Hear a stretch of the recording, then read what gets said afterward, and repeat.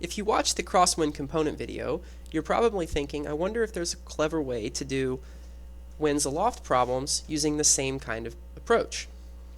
Well, it turns out there is. So let's look at a situation where we're on a heading of 360 and we're flying toward a nav aid that's 200 nautical miles away. Our airspeed is 100 knots. The winds aloft are pretty strong that day. They're from 060 at 42 knots. Now remember that winds aloft are always given in true or with respect to true north rather than magnetic north. So first thing we have to do is correct our winds aloft for the magnetic variation. So in this problem we're just going to assume it's 12 degrees east. Since it's east, we subtract 12 degrees from 60 and get 48 degrees at 42 knots. So those are our winds aloft. Let's draw this onto our diagram, just like we did for the runway heading problem, or the runway crosswind problem. So once we draw it on here, we see that we have a 40-degree intersect angle between our wind and our heading. And that's because our heading was 360, which is 0. So the difference between that and 48 degrees is just 48 degrees. And the value is 42 knots. So let's figure out what the crosswind component actually is. First, overlay the triangle and see that the crosswind is the side opposite of the angle that we're interested in. Just like we did for the runway heading problem, we can use the sign to solve for our crosswind component. And when we do that, we get 31.22 knots of crosswind. Now to do the headwind, we basically do the same thing. We just notice that the side we're interested in is now the side that's adjacent to our 48-degree angle rather than the side that's across from it. Since it's the side that's adjacent to our angle, we use the cosine instead of the sine.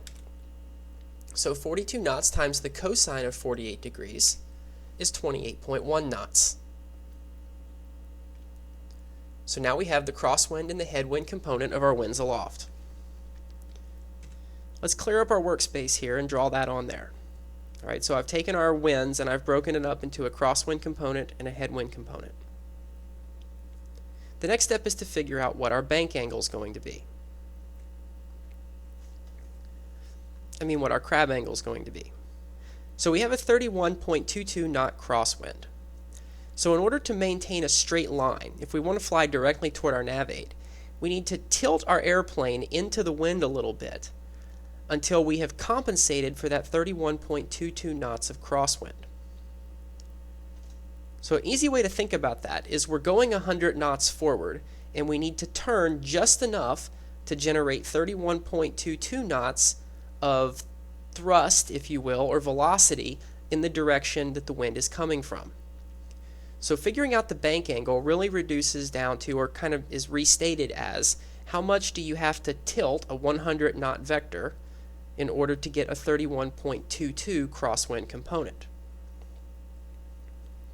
Alright, so this is shaping up kind of like the opposite of our crosswind problem, which is really which kind of makes sense, right? Because we're going to configure the plane in a way that's opposite of the crosswind in order to correct for it.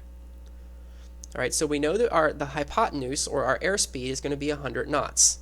And we want to figure out what angle we need in order to generate a 31.22 knot crosswind component to our airspeed.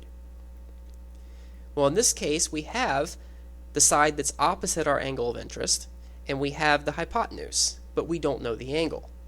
So we have to use one of those inverse functions that I was describing before. And in this case, the function is going to be the arc sine.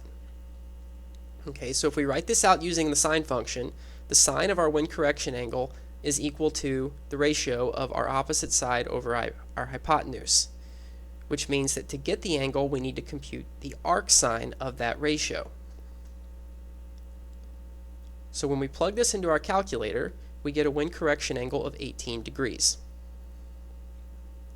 Now that we know our wind correction angle, we can figure out how much of that thrust, or how much of our airspeed, is actually moving us toward the nav aid that we're trying to get to. We had to give up a little bit of it to correct for the crosswind. So now we're going to solve for the x that I just put on there. The x is what component of our forward airspeed, or what component of our airspeed is forward. How much is left to go toward the nav aid?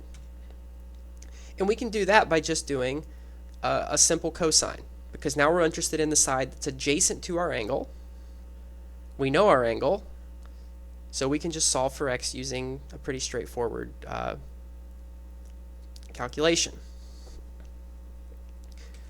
So plug this into the calculator and you find out that we're moving 95.1 knots forward toward the nav aid. The only thing left to do to get our ground speed is to take into consideration the winds aloft. Now the winds aloft are, the headwind component of the winds aloft. In this case, the headwind component is 28.1 knots. So our ground speed is 95.1 knots minus 28.1 knots, or 67 knots. And our ETE is 2.98 hours. Now, if you're looking at this, it looks like a big mess, right? There's no way you could do this for every single leg of a flight plan. But fortunately, it works out that you really only have to do this once. Because once you've went through this, you see that the same formula is going to apply regardless of what your heading, what your airspeed, and what your wind directions actually are, and your wind speed, of course. All these things are just variables that can be plugged into an equation.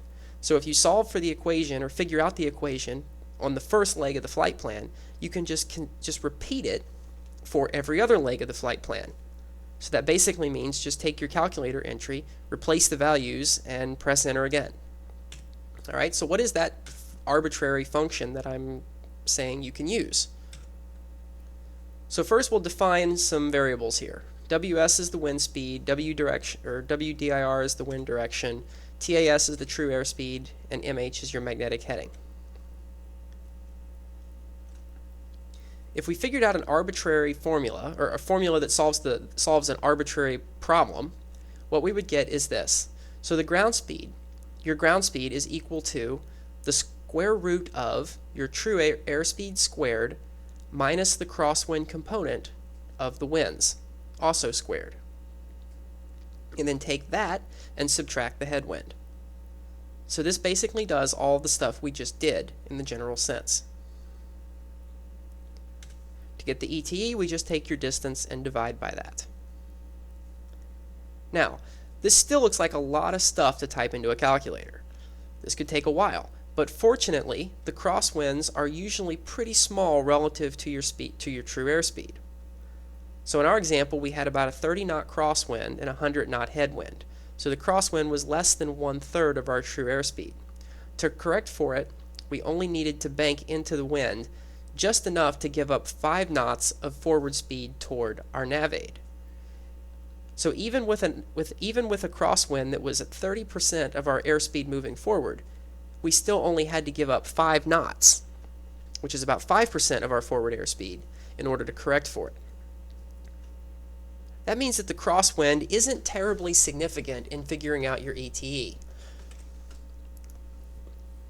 So you can usually just assume that it's 0, except in the case of really strong crosswinds. And if you make the assumption that this is 0, you're going to be giving up a small amount of precision in your answer, usually less than 5 or at most 10%, again, depending on how strong it actually is. But you're not going to be giving up a tremendous amount of precision in your answer, and you're going to be simplifying your computation by quite a bit. So if we assume that this is 0, now our equation reduces to this. And this is a lot more calculator friendly and time crunch friendly in an exam environment.